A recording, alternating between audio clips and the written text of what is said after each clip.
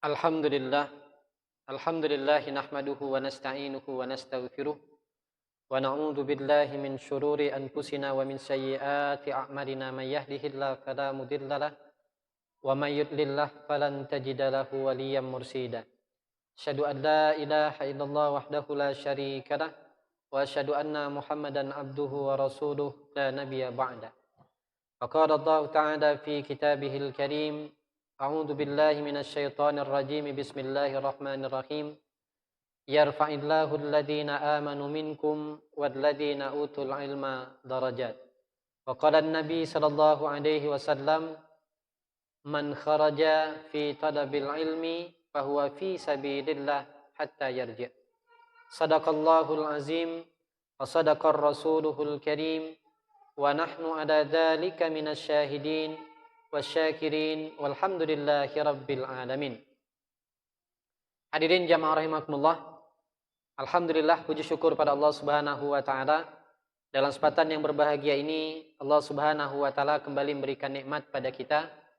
Kita bersyukur pada Allah Subhanahu wa taala di antara atau di tengah-tengah kesibukan kita dengan urusan dunia, Allah Subhanahu wa taala masih menyibukkan kita dengan urusan akhirat.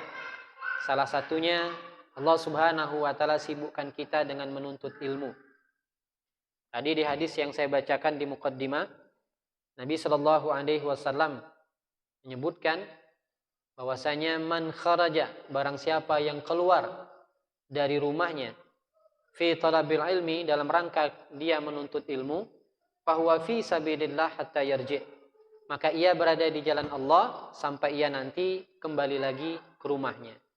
Jadi hadirin jamaah rahimakumullah, kita semua yang hadir di majelis ini dihitung oleh Allah Subhanahu wa taala sebagai orang-orang yang sedang berjuang di jalan Allah. Kalaupun terjadi sesuatu dengan kita di tengah perjalanan kita menuntut ilmu, maka Allah Subhanahu wa taala memberikan pahala sama dengan orang yang sedang berjihad di jalannya. Salawat beriring salam adalah senantiasa kita haturkan pada kedua kita, junjungan kita Nabi besar Muhammad sallallahu alaihi wasallam. Allahumma salli ala sayyidina Muhammad wa ala ali sayyidina Muhammad. Semoga kelak kita termasuk ke dalam golongan orang-orang yang insyaallah mendapatkan syafaat dari beliau di yaumil qiyamah. Amin ya rabbal alamin. Hadirin jamaah rahimakumullah, di kesempatan yang berbahagia ini insyaallah kita sama-sama membahas satu tema yang kemarin saya diminta untuk mengisi di sini di private course. Alhamdulillah,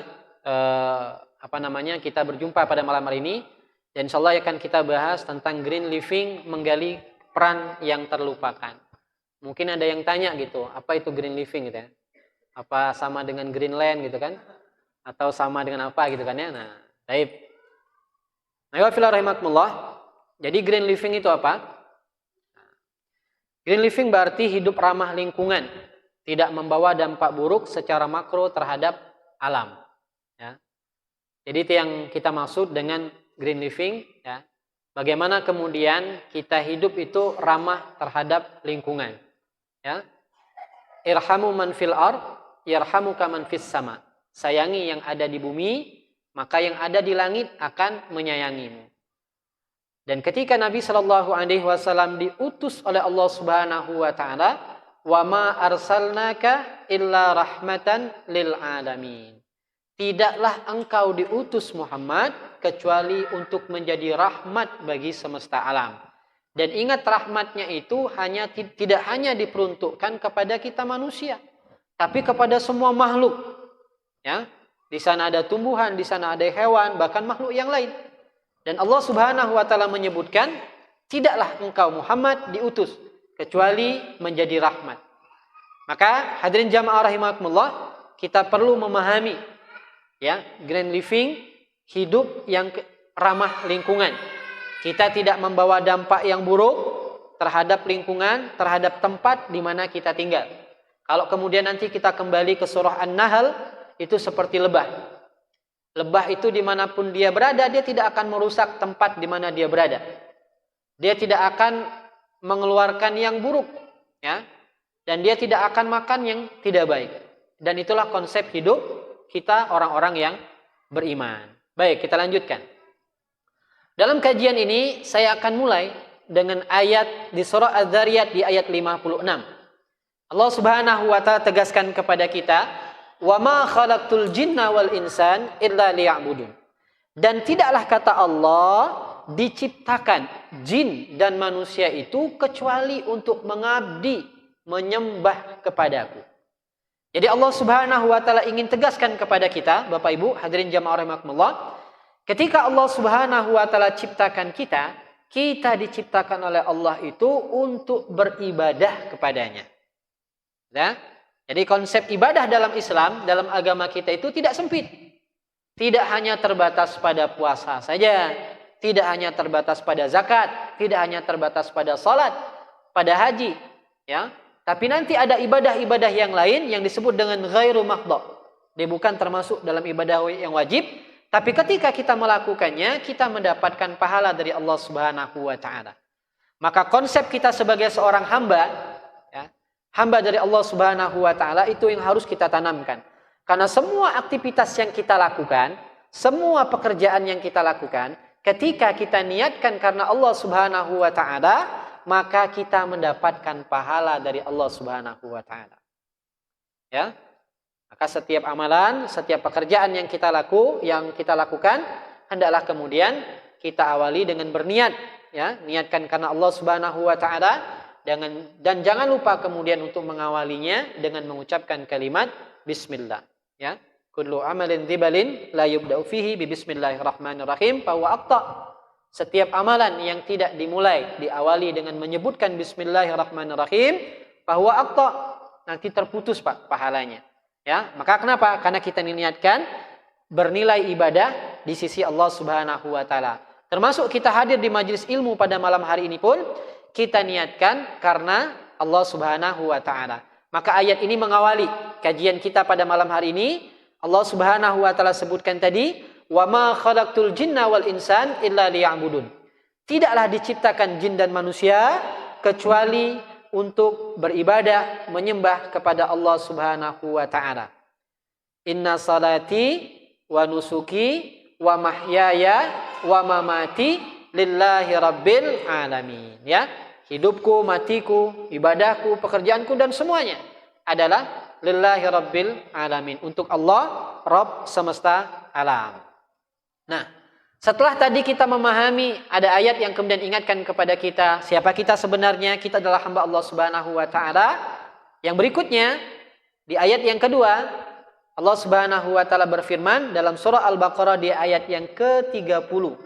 Nah, ini nanti kita mulai masuk ke green living-nya. Malaikat pun menggugat. Nah, ya. Jadi kalau antum baca ayat ini adalah ayat di surah Al-Baqarah di ayat yang ke-30. Di mana Allah Subhanahu wa taala kabarkan, sampaikan kepada para malaikat, apa kata Allah? Wa idz qala rabbuka lil malaikati inni ja'ilun fil ardi khalifah. Ya. Kata Allah Subhanahu wa taala dikumpulkan para malaikat, Allah katakan kepada para malaikat, inni ja'ilun fil ardi khalifah. Saya, kata Allah, akan jadikan manusia di atas muka bumi itu sebagai khalifah.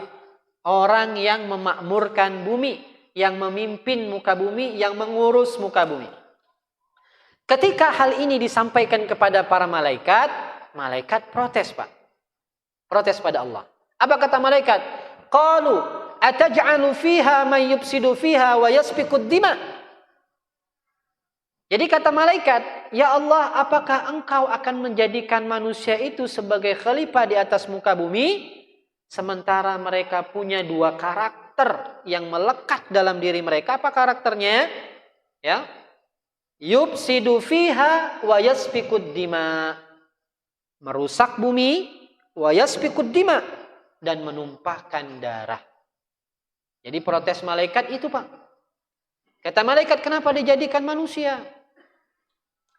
Nah, ketika disampaikan ini protesnya, Pak. Jadi malaikat tidak hanya sekedar protes, Bapak Ibu, tapi kemudian malaikat memberikan alasan. Apa kata malaikat? Ya. Wa nahnu nusabbihu bihamdika wa nuqaddisu lak. Sementara kami para malaikat itu senantiasa bertasbih, senantiasa memujimu. Kenapa bukan kami yang dijadikan sebagai khalifah di atas muka bumi? Dulu Pak, sebelum itu urusan bumi itu diserahkan kepada kita manusia, itu para malaikat kemudian protes. Kenapa manusia yang dipilih? Ya, wa nahnu nusabbihu bihamdika wa nuqaddisu lak. Sementara kami banyak bertasbih, banyak memujimu. Kenapa yang dipilih manusia? Apa jawab Allah? Qala inni a'lamu ma la ta'lamun. Saya, kata Allah, maha mengetahui apa yang tidak kalian ketahui. Jadi Allah ingin tegaskan, ketika para malaikat protes, silakan protes. Silakan, tidak masalah. Bahkan kemudian ketika protes pun malaikat ngasihkan alasan, memberikan alasan, ada alasannya. Tapi kemudian Allah pun menyampaikan kepada para malaikat, inni a'lamu ma la ta'lamun. Saya maha tahu apa yang tidak kalian ketahui. Jadi Allah tegaskan kepada para malaikat, ketika disebutkan manusia yang akan mengurus bumi, ya, yang akan memimpin bumi, itu Allah maha tahu. Kenapa kemudian yang dipilih adalah manusia, bukan malaikat, bukan juga jin. Ya? Nah, ayat inilah nanti yang kemudian akan mengantarkan kita pada tema kita pada malam hari ini. Jadi dulu para malaikat itu protes karena ada dua sifat itu, Pak. Merusak bumi, Pak. Karakternya. Kemudian yasfikud dima, menumpahkan darah. Baik. Nah, dalam ayat tadi Allah Subhanahu wa taala menyebutkan tentang khalifah, tentang peran. Ada peran utama yang kemudian harus dipegang oleh manusia di atas muka bumi. Setidaknya ada dua perannya. Yang pertama adalah peran memakmurkan bumi. Ya, peran memakmurkan bumi ini adalah mendakwahi manusianya.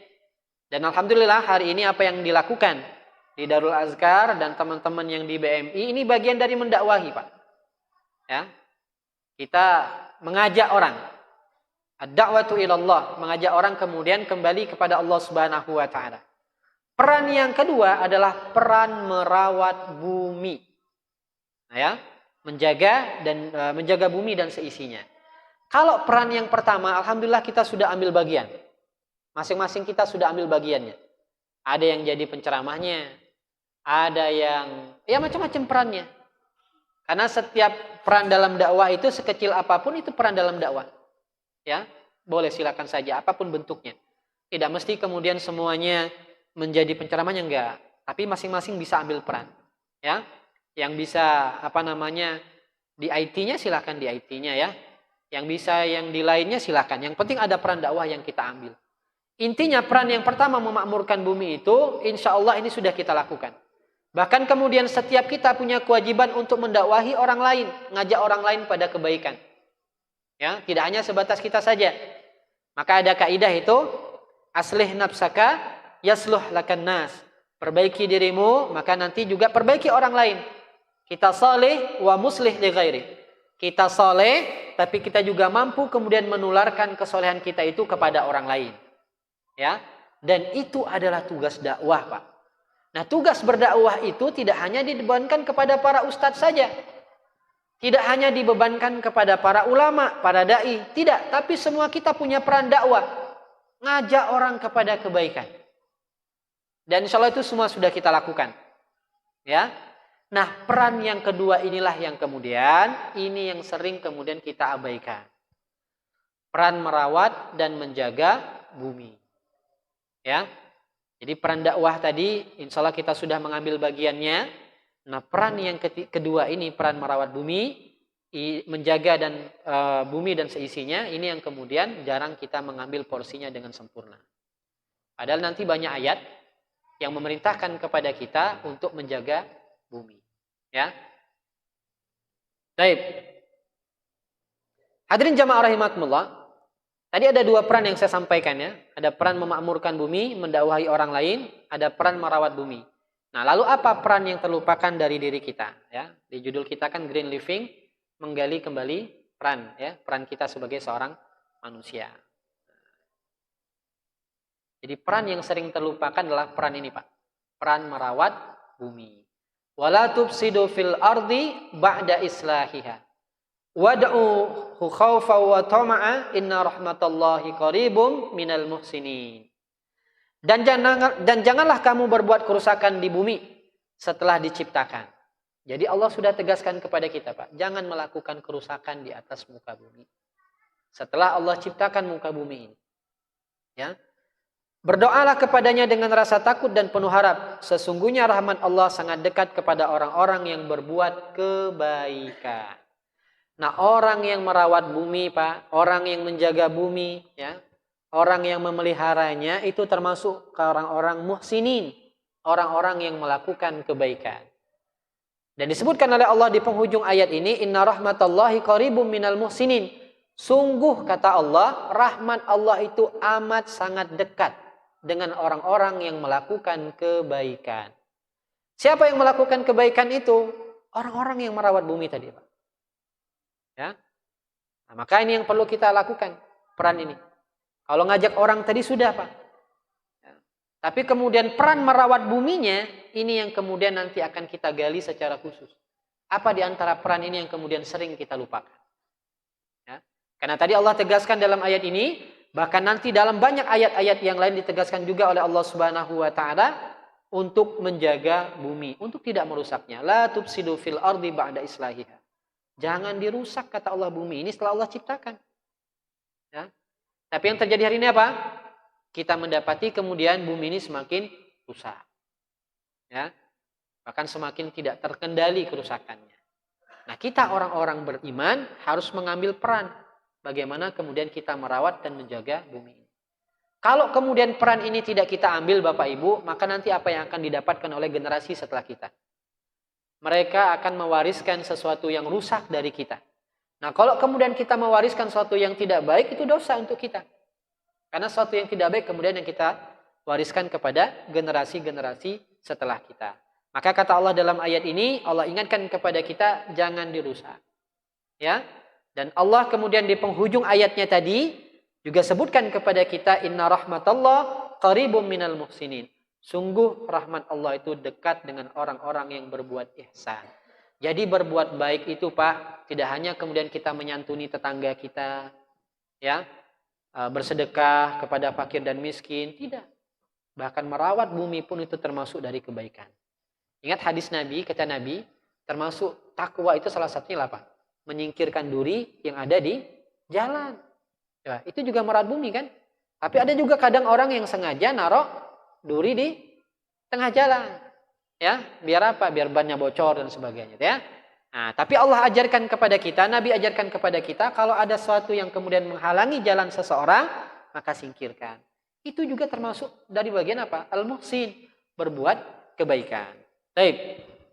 Nah, agar peran itu tak terlupakan, ya, agar peran tadi tidak terlupakan, peran merawat bumi tidak terlupakan, mari kemudian kita lihat salah satu firman Allah dalam surah Al-Qasas di ayat 77. Ya. Nah, dalam ayat ini nanti Allah Subhanahu wa taala ingin pertegaskan kembali kepada kita apa peran kita sebagai seorang manusia yang tidak boleh kemudian kita abaikan, yang tidak boleh kita tinggalkan, ya. Karena itu adalah kewajiban kita sebagai seorang mukmin. Ada yang hafal ayatnya? Al-Qasas ayat 77. Ada yang hafal, Bapak Ibu? Wabtaghi fima atakallahu daral akhirah wa la tansa nasibaka minad dunya wa ahsin kama ahsanallahu ilaik wa la tabghil fasada fil ard innallaha la yuhibbul mufsidin. Ya. Nah, dalam ayat ini Allah Subhanahu wa taala berfirman, dan carilah apa yang telah dianugerahkan oleh Allah kepadamu, kebahagiaan negeri akhirat, dan janganlah kamu melupakan kebahagiaanmu dari kenikmatan duniawi, dan berbuat baiklah kepada orang lain sebagaimana Allah telah berbuat baik kepadamu, dan janganlah kamu berbuat kerusakan di muka bumi. Lihat Pak, yang penghujung ayatnya, Allah ingatkan kepada kita, jangan berbuat kerusakan di atas muka bumi. Sesungguhnya Allah tidak menyukai orang-orang yang berbuat kerusakan. Ya, jadi Allah ingatkan kepada kita sekali lagi dalam ayat ini, ya, tentang apa sih peran yang harus kita gali sebagai seorang mukmin dalam merawat bumi. Ya, nah, baik, hadirin jamaah rahimakumullah. Dalam ayat tadi Allah Subhanahu wa taala mengawalinya wabtaghi fima atakallahu daral akhirah wa la tansa nasibaka minad dunya. Jadi sebagai seorang mukmin, kita itu punya orientasi, Pak. Orientasi itu apa? Tujuan, ya. Tujuan. Ada orientasinya. Orientasinya setidaknya disebutkan oleh Allah dalam ayat tadi itu ada dua. Yang pertama adalah orientasi akhirat. Setiap amal yang kita lakukan itu harus berorientasi akhirat. Ya, muaranya ke negeri akhirat. Yang kedua, itu ada orientasi duniawi. Kita tidak dilarang mencari kenikmatan dunia. Silakan kata Allah. Wabtaghi fima ataqallahu daral akhirah wala tansa nasibaka minad dunya. Ya. Jadi kehidupan akhirat itulah orientasi utama. Ya. Tapi kata Allah wala tansa nasibaka minad dunya. Jangan lupakan kehidupan dunia. Kadang ada orang yang terbalik, Bapak Ibu. Ya, sibuk dengan urusan dunianya, lupa dengan urusan akhirat. Maka bersyukurlah kita disibukkan oleh Allah dengan urusan akhirat. Ya, silakan, tidak dilarang Pak cari kehidupan dunia, silakan. Boleh kita cari. Tapi akhirat juga harus kita cari. Ya. Wa aqimul wazna bil qisti. Apa namanya? Timbangan itu kata Allah harus seimbang, nggak boleh berat sebelah. Ya. Sama kehidupan akhirat juga. Kalau cuma ibadah saja, nggak kerja-kerja lagi juga nggak boleh. Tetap harus seimbang. Sampai Umar itu marah kan dengan seorang pemuda yang dia hanya di masjid, kerjanya cuma berzikir, nggak kerja. Kata Umar apa? Allah tidak turunkan emas dari langit, ya. Ataupun sebaliknya, cuma kerja terus sibuk mikir kehidupan akhirat, ya kehidupan dunia, lupa dengan akhiratnya juga sama. Bahkan dicela oleh Allah dalam surat At-Takasur, apa kata Allah? Alhaakumut takatsur hatta zurtumul maqabir. Celaka kata Allah orang yang kemudian dia sibuk dengan urusan dunianya, menumpuk-numpuk harta, hatta zurtumul maqabir, sampai ketika mereka akan masuk ke liang kubur pun itu masih sibuk memikirkan hartanya. Nah, itu dicela oleh Allah Subhanahu wa taala. Nah, kita jangan sampai masuk ke dalam golongan orang-orang yang dicela oleh Allah, ya. Maka setiap amal, setiap ibadah, setiap aktivitas yang kita lakukan, orientasi yang pertama itu harus orientasi akhirat. Ya. Boleh kita mau punya mobil silakan, tapi kemudian bagaimana mobil yang kita beli, harta yang kita miliki ini orientasinya akhirat, bisa membawa kita ke negeri akhirat. Karena nanti apa disebutkan oleh Allah? Yauma la yunfa'u malun wala banun illa man atallaha biqalbin salim. Nanti harta yang kita miliki itu tidak akan mendatangkan manfaat kalau kemudian tidak kita gunakan di jalan Allah Subhanahu wa taala. Artinya semua amal, semua aktivitas yang kita lakukan orientasinya harus negeri akhirat. Orientasi yang kedua itu boleh orientasi dunia, kita tidak dilarang, silakan. Ya. Nah, dalam ayat tadi itu kacau nggak di situ Pak anunya? Slide-nya. Ada 3 kewajiban mukmin, ya. Setelah kita memahami orientasinya, orientasi negeri akhirat, ya. Ada 3 kewajiban kita yang kemudian disebutkan oleh Allah Subhanahu wa taala dalam ayat tadi. Yang pertama adalah kewajiban individu kita sebagai seorang muslim, sebagai seorang mukmin. Yang kedua itu adalah kewajiban sosial. Ya, kewajiban sosial ya artinya terhadap sesama manusia. Yang ketiga adalah kewajiban kita terhadap lingkungan. Ya. Jadi di ayat tadi Bapak Ibu ada 2 orientasi yang diingatkan oleh Allah Subhanahu wa taala. Yang pertama adalah orientasi ke negeri akhirat, yang kedua orientasi dunia. Kemudian Allah ingatkan kepada kita ada 3 kewajiban yang melekat kepada kita, yang melekat dalam diri kita sebagai seorang mukmin. Yang pertama adalah kewajiban individu. Ini nanti individu ini hisabnya sendiri-sendiri. Yang kedua adalah kewajiban sosial. Kita berinteraksi dengan orang lain, maka ada kewajiban sosial yang harus kita jaga. Kemudian yang ketiga adalah nanti kewajiban kita terhadap lingkungan. Ya, mari kita lihat yang pertama. Ya, kita telah satu persatu. Kewajiban yang pertama adalah kewajiban individu. Ya, ini yang diingatkan oleh Allah SWT kepada kita. Wabtaghi fima atakallahu daral akhirah wala tansa nasibaka minad dunya.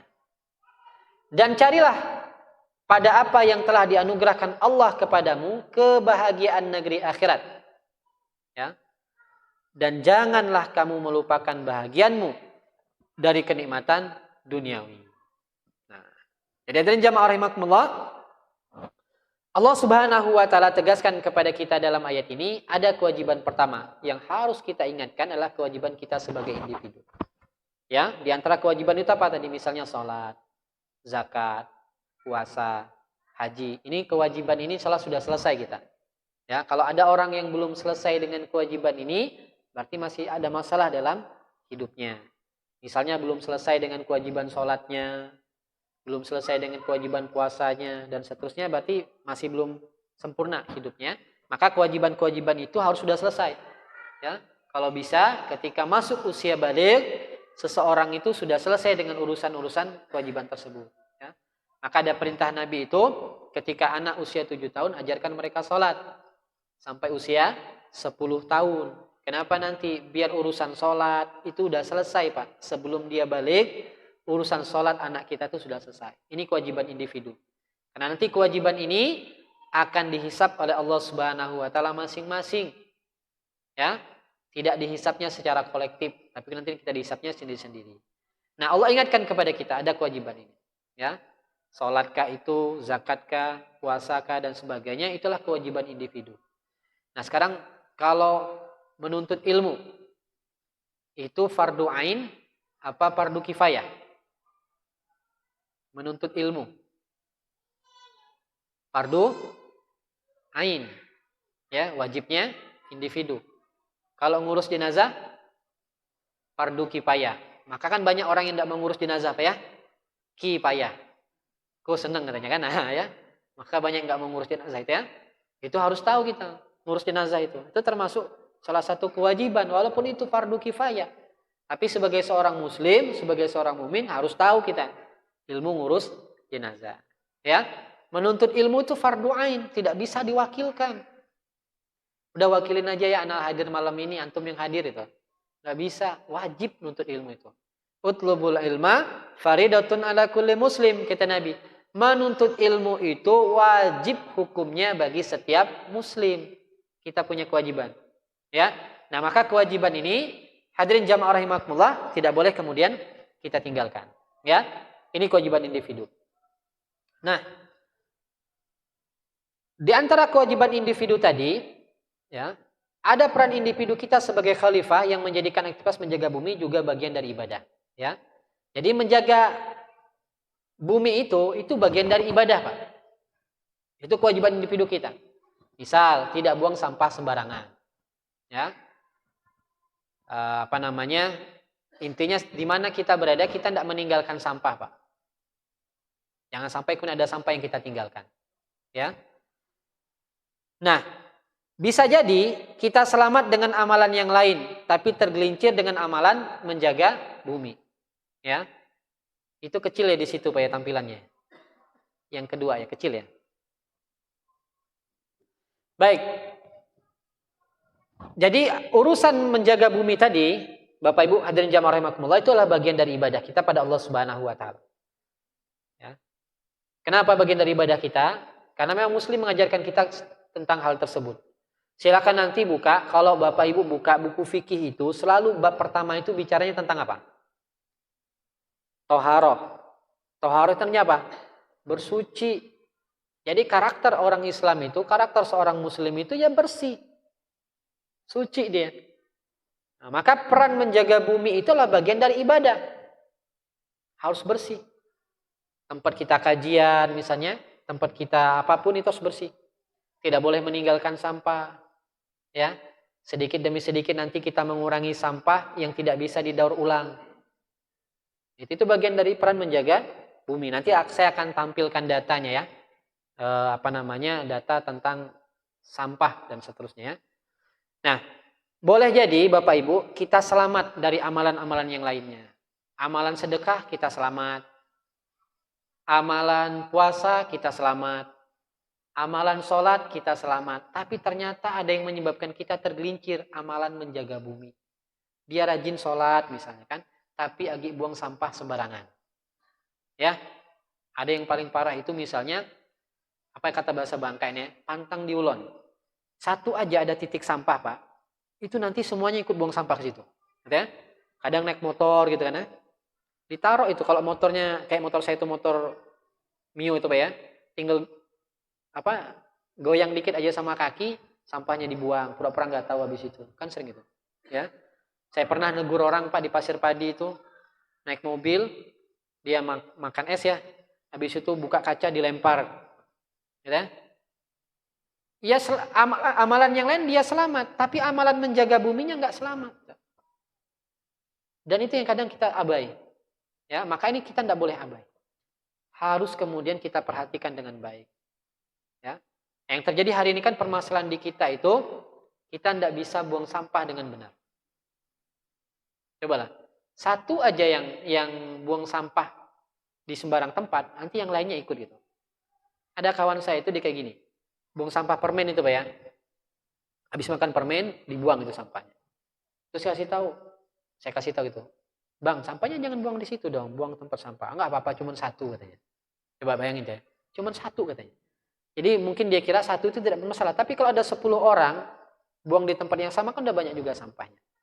Ya. Nah, maka jangan sampai kemudian kita tergelincir, Pak, gara-gara amalan itu, amalan tadi menjaga bumi, tidak buang sampah sembarangan. Ya. Baik. Nah, mungkin pernah lihat ini ya. Ya. Silahkan cek itu. Kalimat larangan buang sampah itu sadis-sadis, Pak. Ada yang bagus juga ada. Ya. Ya Tuhan, cabutlah nyawa orang yang buang sampah di sepanjang jalan ini. Coba, sadis kan? Ini udah gerem dia. Karena yang bersangkutan buang sampah terus di situ. Sampai kemudian gitu. Kami saja tidak buang sampah di sini. Ada juga yang bagus, Pak. Didoakan, ya Allah semoga yang buang sampah mendapatkan rahmat dari Allah. Ya, ada yang kayak gitu. Ya. Ada yang macam-macam, Pak, gitu ya kalimatnya. Saya pernah minta ke jamaah pengajian saya, coba dipoto saya bilang, sepangkal pinang itu. Lucu-lucu Pak kalimatnya. Ya ada yang nyumpah itu ada, yang nyumpah banyak dari yang mendoakan itu. Ya. Nah, itu yang kalau misalnya dekat arah depan penjara itu yang buang sampah di sini setruk katanya. Ini doanya dia disuruh setruk Pak, ada kayak gitu. Ya. Ini kan dia selamat dengan amalan yang lain tadi Pak. Sholatnya selamat, tapi pulang dari masjid dia buang sampah sembarangan. Enggak selamat itu dia. Kenapa? Ngerusak bumi. Ya. Atau lagi yang kayak gini nih, yang berikutnya. Nah, ya, buang sampah sembarangan. Ya, pakai motor, pakai mobil gitu ya. Nah, saya alhamdulillah pada jamaah pengajian saya itu, jadi sudah jalan tahun ketiga tahun ini insyaallah, kita pengajian zero waste, minim sampah. Ya, masing-masing itu bawa tumbler sendiri. Coba nanti di private course ini kita coba pekan depan. Bawa tumbler sendiri. Ya, buat tempat sendiri. Karena ini kan kalau habis kita pakai kan pasti kita buang. Ya, apalagi nggak ada sedotan. Habis kita pakai sedotannya kita buang. Nggak mungkin kita cuci lagi, Pak ya. Leteh nak nyuci, Pak, siko-siko kan. Nah, ya. Nah, jadi kita kurangi yang kayak gini. Dulu kan orang tua kita kayak gitu, Pak. Silakan cek orang tua kita dulu. Nggak ada namanya misalnya minuman kayak ini, nggak ada. Mereka selalu menyediakan minuman pakai kayak gini ya. Silakan cek kalau nggak percaya. Orang tua kita dulu. Zaman kita lah kemudian serba simpel. Ya. Nah, saya tadi lupa bawa, Pak ya. Jadi saya di rumah itu kita sudah menyiapkan bagaimana kemudian hidup dengan zero waste itu minim sampah itu. Meminimalisir kemudian sampah itu ada di rumah kita. Ya. Kan sekali lagi itu adalah tugas kita sebagai manusia. Nah, dua gambar ini kan sering terjadi itu. Ya. Ada yang di pinggir jalan buangnya gitu ya. Ada yang sebenarnya bukan tempat buang sampah itu, tapi kemudian dijadikan tempat buang sampah. Ya. Baik, kita lanjutkan. Nah, yang berikutnya adalah setelah kita memahami ada kewajiban individu kita sebagai seorang manusia, yang berikutnya adalah kewajiban sosial. Nah, kewajiban sosial ini kewajiban kita ketika kita berada di tengah-tengah masyarakat. Wa ahsin kama ahsanallahu ilaik, kata Allah. Berbuat baiklah sebagaimana Allah telah berbuat baik kepada kita. Jadi Allah itu baik banget, Pak. Padahal kita sudah merusak bumi kan, tapi Allah masih kasih, Pak. Masih kasih rezeki untuk kita. Ya. Banyak kerusakan yang dilakukan. Banyak dosa yang kita lakukan.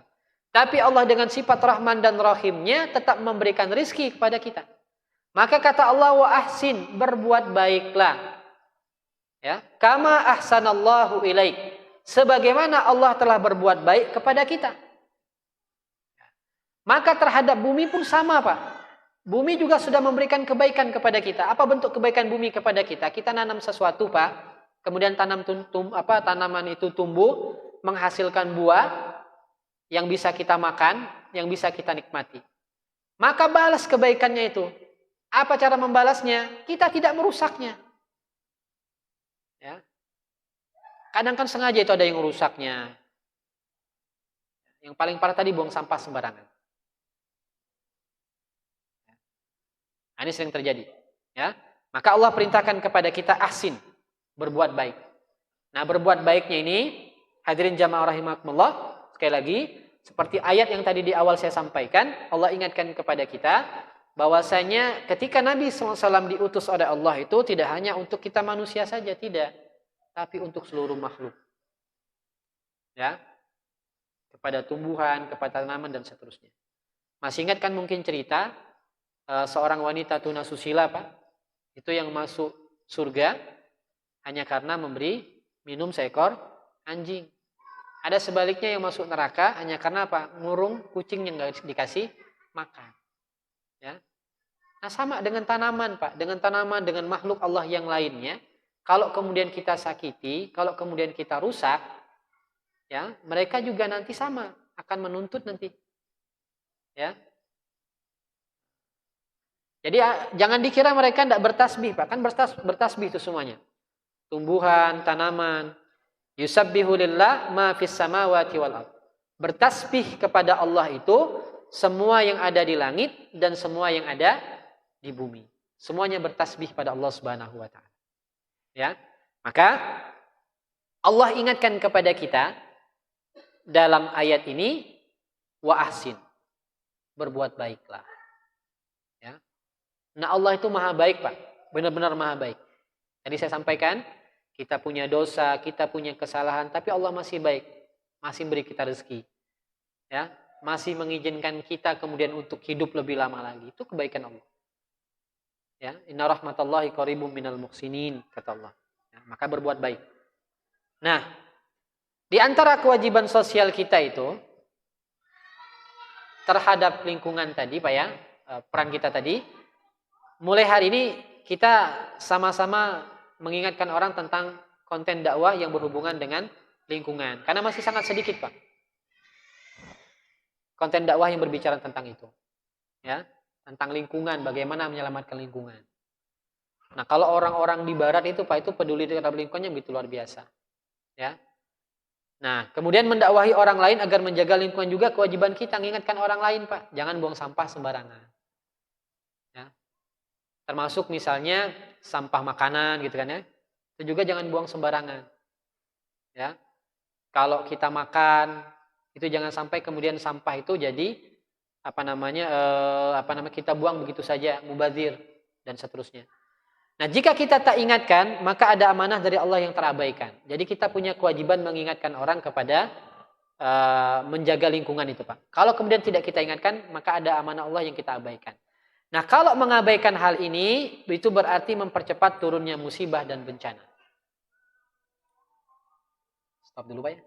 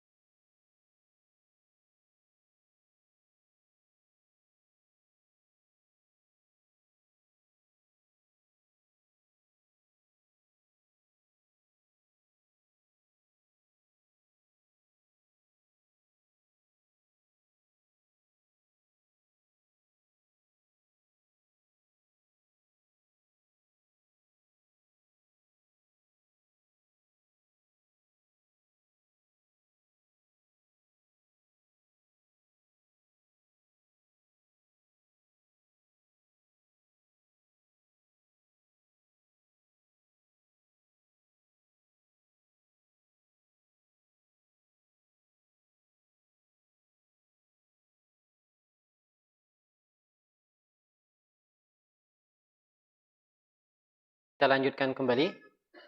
Nah, jadi Bismillahirrahmanirrahim. Ini antara kewajiban sosial kita. Intinya kita mengingatkan orang lain untuk sama-sama peduli terhadap lingkungan. Nah, jika kalian berbuat baik, kata Allah, sesungguhnya kalian telah berbuat baik bagi diri kalian sendiri. In ahsantum ahsantum li anfusikum. Ya, kalau kita berbuat baik, sesungguhnya kebaikan itu untuk kita juga. Wa may ya'mal mithqala dzarratin khairan yarah wa may ya'mal mithqala dzarratin syarran yarah. Ya, artinya setiap kebaikan yang kita lakukan itu baliknya ke kita juga. Nah, termasuk mengingatkan orang lain misalnya untuk tidak merusak bumi, tidak merusak alam, ya. Kemudian melakukan kebaikan-kebaikan yang lain, kata Allah Subhanahu wa taala, kebaikan itu pada dasarnya juga untuk kita.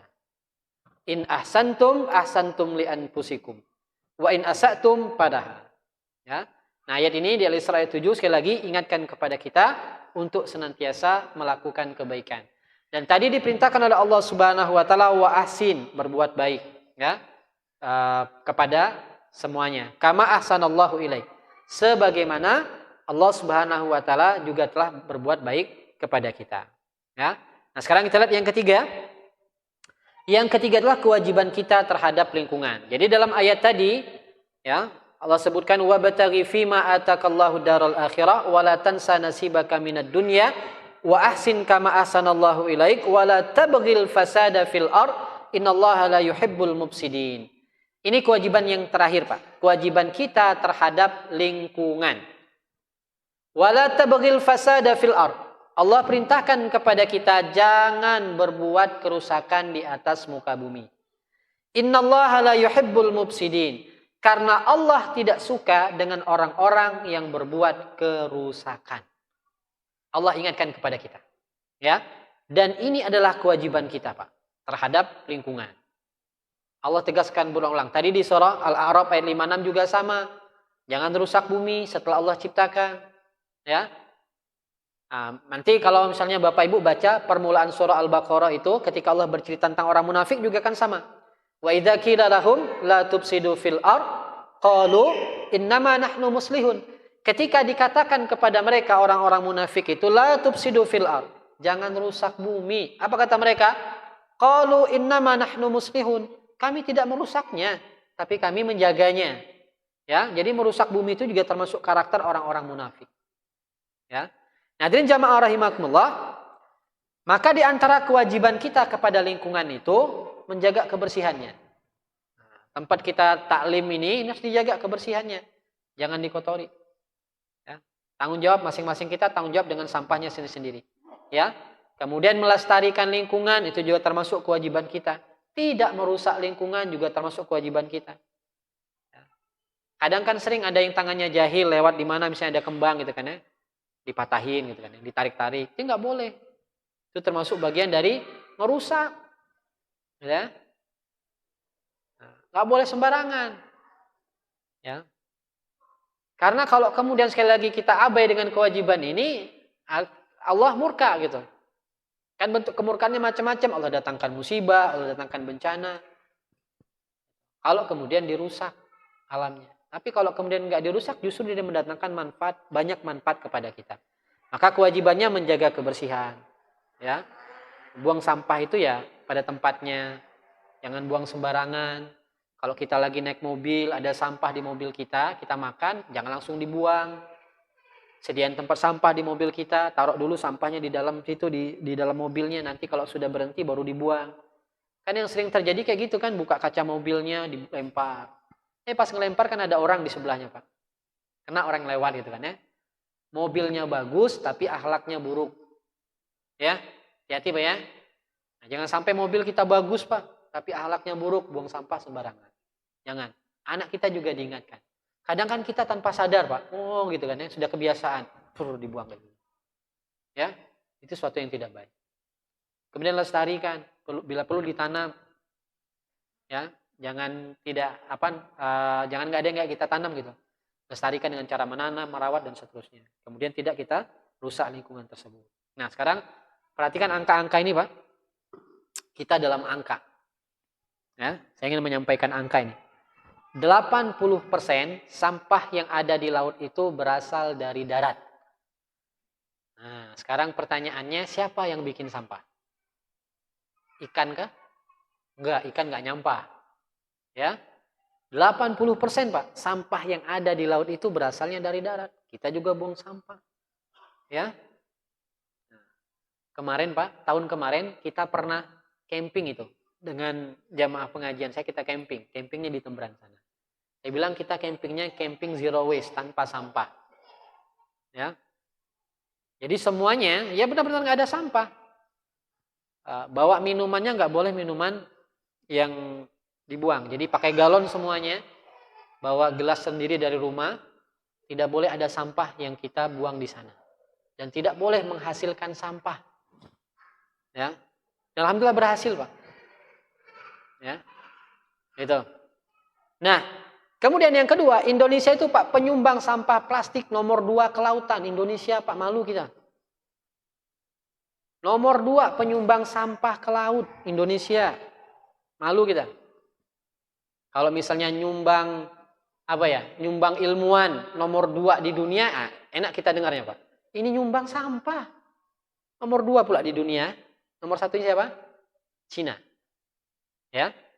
Kemudian penyumbang sampah makanan nomor 2 di dunia juga. Sampah makanan.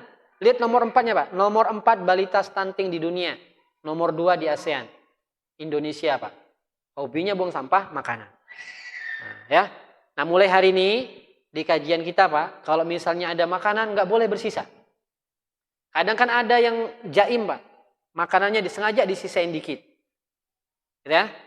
Udah kalau makan itu bersih-bersih. Kata Nabi apa? Antum la tadruna ainal barakah. Di antara makanan yang kita makan itu kata Nabi, antum tidak tahu mana yang berkah. Boleh jadi yang tinggal sebutir itu Pak. Ibu ya. Itu ternyata yang mendatangkan keberkahan. Ya. Nah, jadi nggak boleh dibuang itu. Sampah kita makan harus habis. Termasuk kita sering misalnya minuman kayak gini ya, Bapak Ibu. Kadang nyisain setengah. Ya yang tuan rumah kan nggak mungkin lagi diminum sama dia kan. Nah itu juga nggak boleh bersisa. Harus habis. Ya. Yang sudah nyolok ke apa namanya. Nah itu harus habis ya. Nggak boleh bersisa. Harus habis. Nah kalau bisa pekan depan ya. Ana usulin nih Bang Rusli ya. Di pengajian kita. Itu bisa kalau bisa bawa tumbler sendiri. Saya tadi bawa tumbler Pak. Cuman air minum saya habis. Ada di tas saya. Ya, insya Allah itu zero waste, nggak ada sampah. Ya, mana Ustaz kalau ada nggak ribet bawa tumbler ya sudah di sini sediain gelas atau cangkir yang dia bukan sekali pakai. Insya Allah nggak ada sampahnya. Nah, ya, nah kalau kita belajar dari orang tua kita dulu, mereka nggak ada Pak, jarang nyampah orang tua kita dulu Pak. Kalau ada tamu ke rumah dihidangin kayak gini kan pakai gelas kayak gini, bener ya? Nah, nggak ada. Kalau sedekah orang tua kita dulu pakai nggak yang ada alas itunya? Enggak, pakai piring. Nanti nyucinya sekampung. Ada sampahnya. Coba kita hari ini kalau sedekah. Ya. Dan itu tidak terurai. Sampahnya nggak terurai. Ya. Nah ini sekarang saya sampaikan data di Pangkal Pinang Pak. Sampah Pangkal Pinang masuk TPA di Parit 6 itu Pak. Setiap hari 100 sampai 150 ton per hari. Ini data tahun 2019. Kemarin saya buka lagi, ternyata tahun 2001 juga datanya masih sama. Ada kenaikan sedikit. Ya. 8 TPA di Babel terima sampah sebanyak 262,8 ton per hari. Mentimah lah kaya kita Pak. Oh, sehari dapat 100 sampai 150 ton, kaya kita. Ini sampah. Ya. Pasca Idul Fitri, nah ini yang terbaru saya baca ya. Pasca Idul Fitri kemarin terjadi peningkatan drastis, naik menjadi 180 ton per hari pasca Idul Fitri. Ramadan juga naik.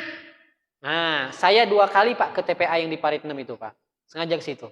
Karena kita ada komunitas namanya Jerami. Jagi Rawat Bumi Pak. Jadi kita ke sana, datang ke sana, saya ngobrol itu sama yang petugas kebersihan di sana.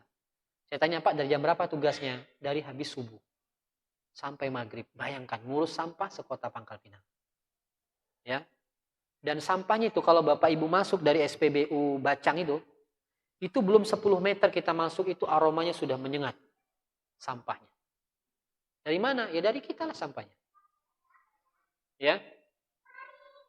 Dan ada yang sudah jadi gunung itu, gunung sampah. Ada kadang mereka pulangnya maghrib, itu harus sampahnya, karena sampahnya masuk 2 kali. Sekali pagi, sekali nanti sore. Orang sudah pulang dari pasar, sampahnya masuk lagi. Per hari 150 ton, Pak. Banyak sampah semua. Ya. Ramadan naik. Sampahnya naik. Pasca Ramadan juga naik. Musim durian naik juga, Pak. Nah, ya. Sampahnya musim durian, Pak. Itu juga sama. Kita harus tanggung jawab sampah durian kita itu. Ya, sampahnya kemana-mana, baunya kemana-mana, tapi duriannya nggak nyampe ke tetangga gitu kan ya. Nah, ini terjadi Pak dalam Mekah. Silakan, saya sudah 2 kali ke sana, ketemu sama petugas kebersihan di sana. Kalau nanti Bapak Ibu misalnya sholat subuh ya, ke masjid, perhatikan itu di jalan itu sudah ada ibu-ibu yang nyapu, bapak-bapak yang nyapu. Kita tidak tahu Pak hari itu mereka sudah makan atau belum. Demi menjaga kebersihan kota. Masih ingat kalau setiap perayaan 17 Agustus Pak, itu petugas kebersihannya sampai tengah malam masih nyapu di jalan raya di Sudirman, di Ahmad Yani itu. Sampah itu di mana-mana. Ya, siapa yang bikin sampah? Kita yang bikin sampahnya. Maka saya tidak sepakat nyebut mereka tukang sampah. Mereka petugas kebersihan. Yang tukang sampah itu yang suka buang sampah sembarangan tadi. Ya, coba perhatikan 17 Agustus itu. Itu berarti kita belum merdeka karena masih buang sampah sembarangan. Gitu ya? Nah, termasuk ini ibu-ibu juga ya. Sering misalnya sampah pempes Ibu ya. Kadang kita sering ke rumah siapa, ke rumah teman kita, tiba-tiba anak kita pempesnya sudah kotor. Itu dibawa pulang. Ya, jangan ditinggalin di rumah teman kita tadi. Nah, nanti juga akan dibuang sembarangan itu. Ya, itu diolah. Gimana caranya diolah? Orang tua kita dulu nggak pakai pempes Pak ya. Nggak pakai pempes. Benar-benar kemudian mereka ramah lingkungan.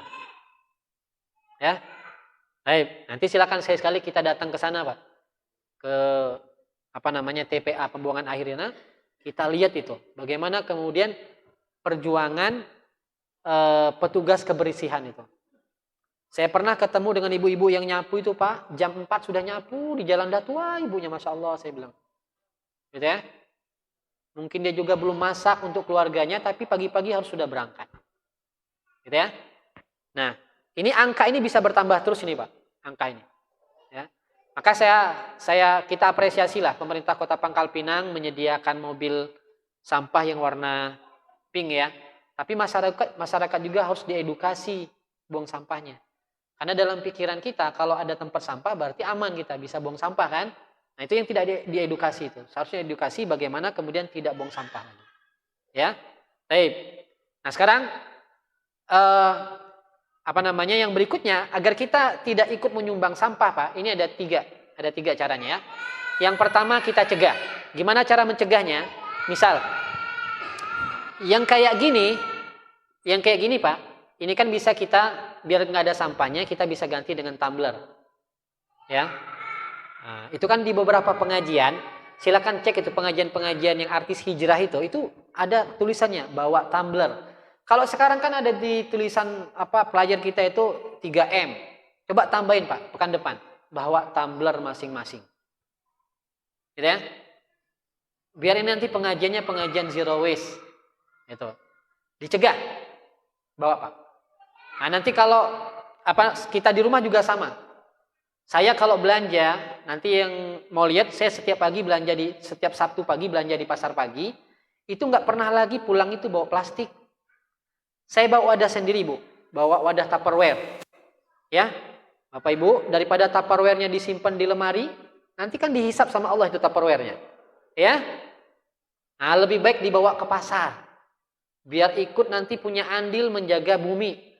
Itu awal-awal saya belanja di pasar pagi, ibu-ibu yang jual itu cigak Pak. Kenapa nggak pakai plastik katanya? Saya jelasin, Bu, plastik itu, ini kan nanti kotor nih bekas ikan. Pasti di rumah nggak mungkin saya cuci, saya buang jadi sampah. Saya bilang, kalau saya bawa wadah sendiri, itu nanti nggak ada sampah yang saya bawa pulang. Beli ikan Pak, beli ayam, beli sayur, itu saya nggak ada sampah. Itu tukang di pasar pagi sudah tahu kalau saya belanja. Ya, nggak pakai. Saya bawa wadah sendiri. Beli bakso pun Pak sama. Awal-awal saya belanja beli bakso itu, tukang baksonya ketawa. Nak ke pantai Pak? Bukan saya bilang. Dikiranya mau ke pantai, enggak, saya bilang enggak ke pantai. Jadi dia sudah tahu. Saya bawa wadah untuk kuahnya, bawa wadah untuk mie, bawa wadah untuk sambelnya. Kayak ribet, Pak. Tapi alhamdulillah saya enggak pernah bawa sampah ke rumah, sampah plastik. Ya. Cuman memang agak sedikit ribet kan ya, kalau orang tidak terbiasa ribet. Tapi insya Allah itu bagian dari kita menjaga bumi. Ya. Termasuk tadi Tupperware-nya ibu-ibu ya. Daripada nanti dihisap sama Allah, disimpan aja di lemari nggak pernah dipakai. Nanti dihisap sama Allah itu Tupperware-nya. Ah, daripada dihisap sama Allah, ya lebih baik kemudian dipakai untuk itu. Ya. Benar Pak ya? Jadi kasih tahu ibu-ibu Pak ya di rumah. Nah, itu saya bawa. Kemudian sampahnya dipilah. Dipilah mana yang organik, mana yang anorganik. Alhamdulillah kita di rumah tadi saya lupa bawanya Pak ya. Jadi kalau sampah buah Pak, kulit-kulit buah itu, buah jeruk, buah mangga, kita bikin namanya ekoenzim. Ya. Dia diolah lagi, difermentasi. Nanti ekoenzim itu disimpan dalam botol kayak gini Pak. Nanti setelah 3 bulan dia bisa dipakai. Itu ganti apa? Untuk kita ngepel lantai Pak. Wangi lantainya Pak, aroma jeruk. Dan itu aman untuk anak kita. Ini masuk tahun ketiga juga, kita tidak pernah lagi beli deterjen. Deterjen, sabun mandi, sabun cuci piring nggak pernah lagi. Kita bikin sendiri Pak. Gitu ya? Nah, bikin sendiri semuanya. Gitu. Hanya pasta gigi itu istri baru belajar bikinnya. Ya. Itu kita coba ngurangin sampah tadi. Nah, ada yang nanya, Ustadz, buih ada tidak sabun? Ada, tadi aku lupa bawa Pak. Nanti saya bawa sekali kalau sini. Ada buih sabunnya itu ada banyak. Ya, dan semuanya kita bikin sendiri. Gitu. Ya. Kalau kita makan misalnya, saya ajak istri saya makan di warung atau apa, kita dari rumah itu bawa pipet sendiri Pak. Pipet yang aluminium itu. Ya. Pernah tukang tukang jusnya itu nanya heran, kok enggak mau pakai pipet Pak? Saya kasih tahu, saya tunjukin. Saya bawa sendiri dari rumah. Ya. Itu kan ini pipet saya. Mana pipetmu? Ya. Itu kan bukan sekali pakai, bisa kita pakai berulang-ulang. Kalau yang tadi yang plastik Pak, habis dipakai, coba itu pasti dibuang. Jadi sampah. Ya. Nah, kita tidak mau itu kemudian menjadi sampah. Menghasilkan sampah. Ya. Nah, maka kita cegah. Kemudian kita pilah-pilah Pak. Nah, kalau dia sudah terlanjur ada sampah plastiknya, jadi di rumah itu kita bikin namanya ecobrick. Jadi sampah plastik itu Bapak Ibu, nah ya, mungkin kalau yang tidak terbiasa nambah gawi, yo, padahal enggak. Jadi sampahnya itu dibersihkan, sampah plastiknya dicuci, kemudian kita keringkan, nanti kalau sudah kering dipotong kecil-kecil, masukin ke dalam botol. Sampai dia padat, ada kawan-kawan itu yang sudah lama ikut zero waste itu nanti dibikin kursi, dibikin meja. Gitu ya. Jadi sampahnya nggak dibuang. Gitu. Ya. Nah, kita di rumah sudah nyoba semua itu. Ya, dipilah. Nah, kemudian tadi yang ketiga itu diolah. Dicegah, diolah, ya. Ini insya Allah kita bisa meminimalisir sampah di rumah kita. Ya. Nah, tadi bawa wadah minuman sendiri dan seterusnya. Bahkan di provinsi itu kalau nggak salah ada beberapa kegiatan yang pernah saya ikuti itu nggak menyediakan lagi minuman yang itu Pak. Harus bawa tumbler juga. Bagus itu. Saya pernah ke Lampung, di hotelnya itu juga dituliskan. Ya. Tidak boleh pakai wadah sekali pakai. Jadi harus ada wadah khusus disediakan mereka. Ya. Nah, jadi agar kita tidak ikut menyumbang sampah, maka ini yang bisa kita lakukan, cegah, kemudian kita pilah sampahnya, kita olah. Nah, kadang ada juga yang nggak bisa milahnya. Kadang perut ikan dicampur, ditaruh dalam plastik, diikat plastiknya. Akhirnya kan nggak bisa keluar itu anunya, nggak bisa terurai. Ya. Nah, itu harus dipilah Ibu. Kalau nanti dia ada yang kemarin saya coba di rumah itu bikin namanya lubang biopori.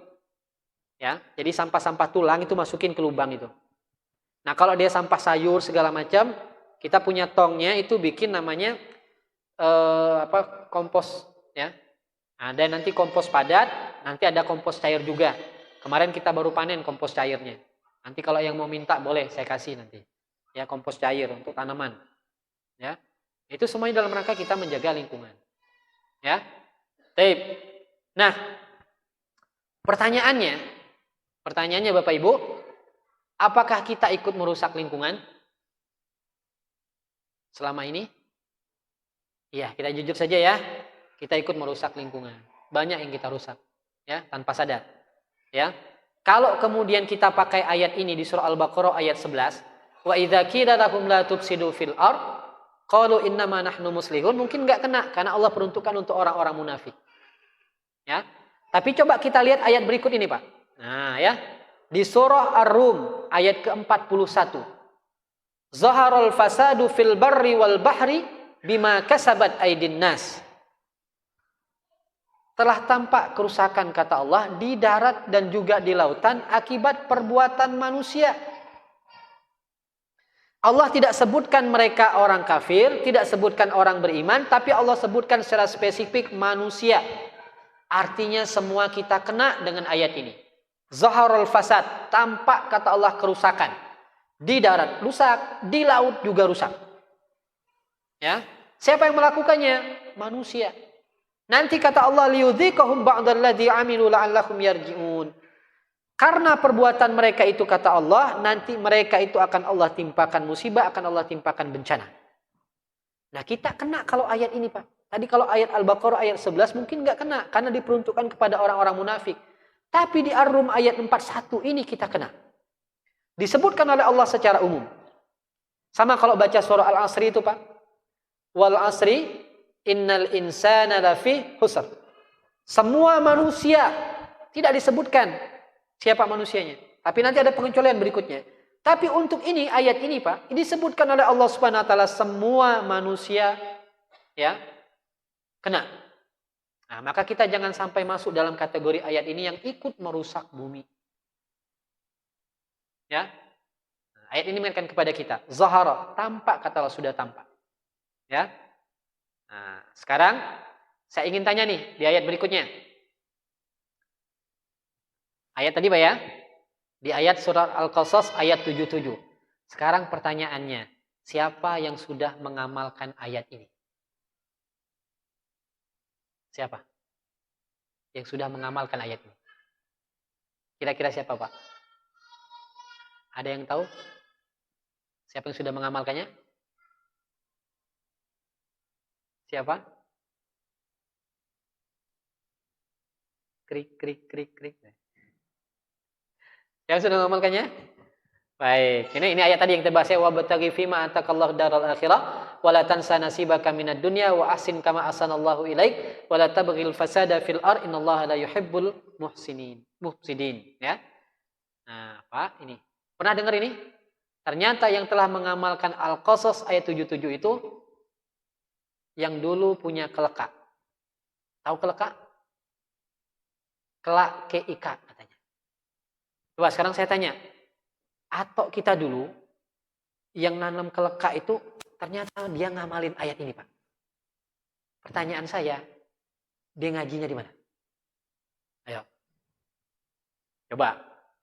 Saya jelasin ya ayat tadi. Kata Allah, wa bataghi fima atakallahu daral akhirah. Mereka tanam semua jenis tanaman, Pak.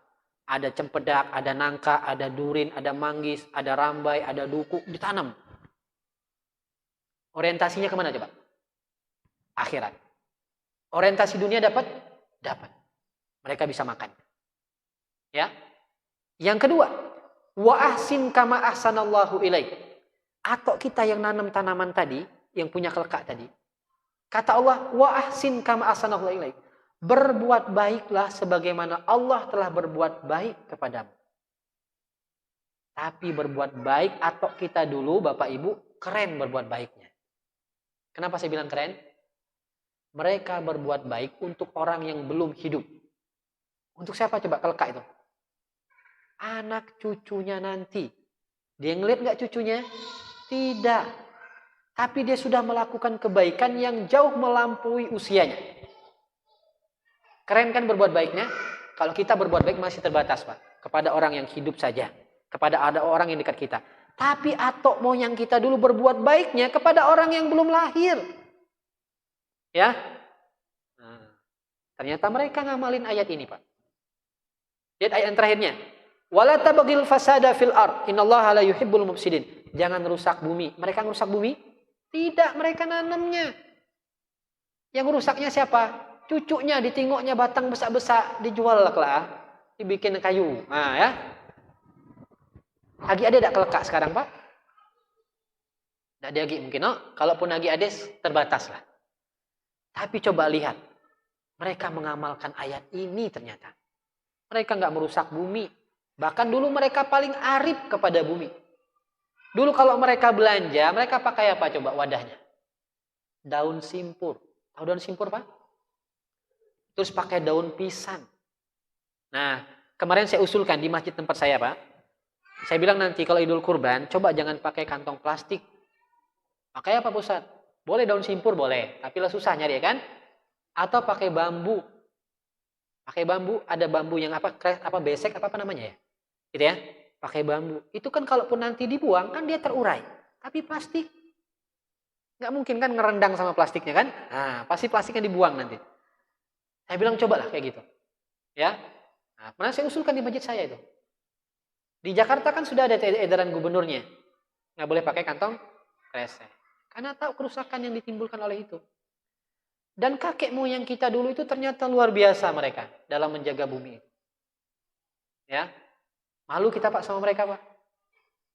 Ya, mereka nggak ikut pengajian kayak kita, belum ada media kayak gini. Tapi Masya Allah mereka duluan mengamalkan ayat ini, Pak. Jadi setelah saya membahas ini, Pak, saya langsung Masya Allah. Ternyata orang tua zaman dulu itu luar biasa amalannya. Malu kita, Pak. Ya, pahalanya ngalir terus ke mereka, Pak. Ngalir terus pahalanya ke mereka. Ya. Dan yang mereka wariskan kebaikan kepada kita. Ya, maka kita pun harus sama melakukan hal yang sama. Apa yang bisa kita lakukan? Ya, cuman hari ini kan lah susah nyari keleka. Di Pangkal Pinang itu jangan naben ada tanah kosong dikit. Jadi perumahan kan ya. Habis tanam keleka ini susah sekarang kan. Nah, tapi yang penting di rumah-rumah kita, Pak, ya tanamlah pohon. Yang masih ada halamannya tanam pohon.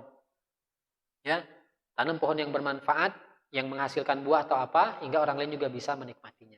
Nah, hadirin jamaah rahimakumullah, ternyata atok-atok kita dulu mereka mengamalkan ayat ini, ya. Mereka sudah mempraktekkan terlebih dahulu ayat ini, ya.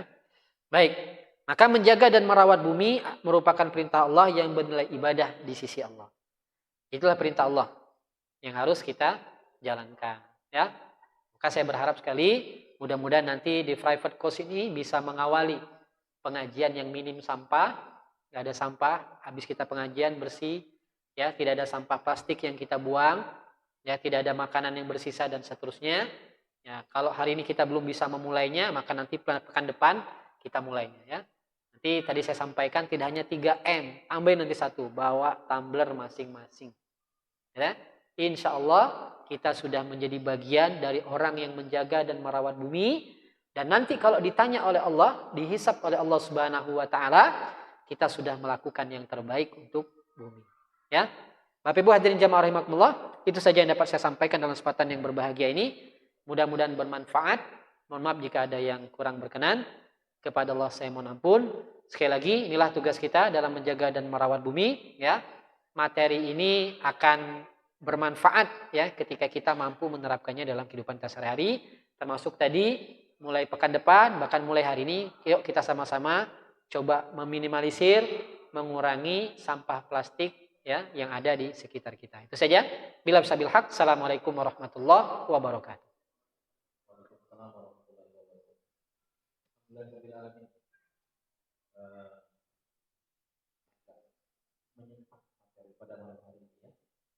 Masih ada sisa waktu 10 menit yang mau bertanya boleh dibatasi saja, 2 pertanyaan bapak-bapak dan ibu-ibu, juga 2 penanya kalau ada.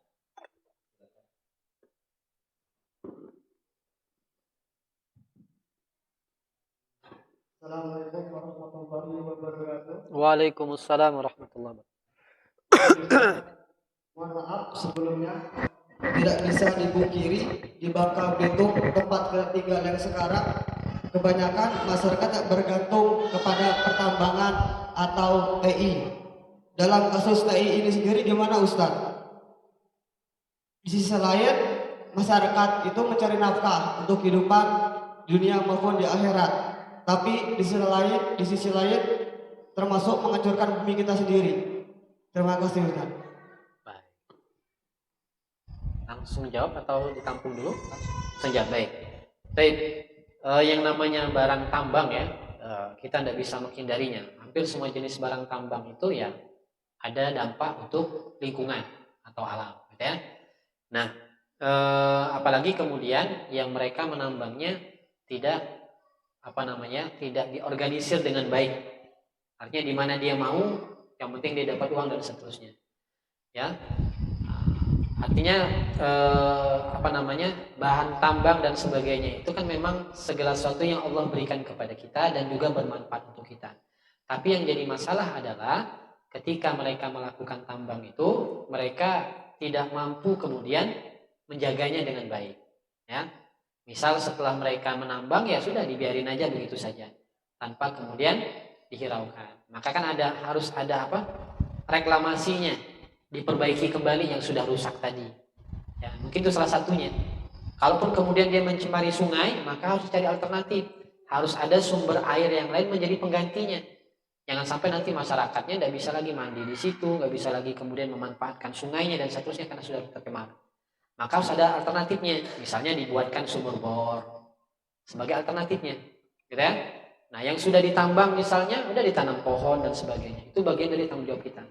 Yang jadi masalah yang terjadi hari ini adalah kemudian setelah dia menambang, dia mendapatkan hasil tambangnya, kemudian mendapatkan keuntungan dari itu, dia tidak peduli lagi. Yang penting saya dapat untung, yang penting saya dapat sesuatu. Nah, itu nggak boleh. Ya?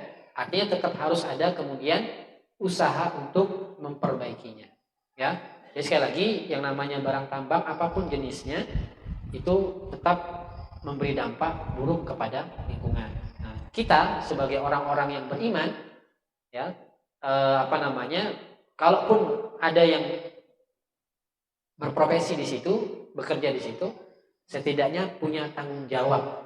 Ya, setelah kita menambang, mendapatkan hasilnya, bagaimana kemudian cara kita untuk memperbaikinya. Walaupun tidak 100% sempurna, tapi setidaknya ada usaha yang kita lakukan. Kurang lebih seperti itu ya. Oke, ada lagi yang lain? Silakan.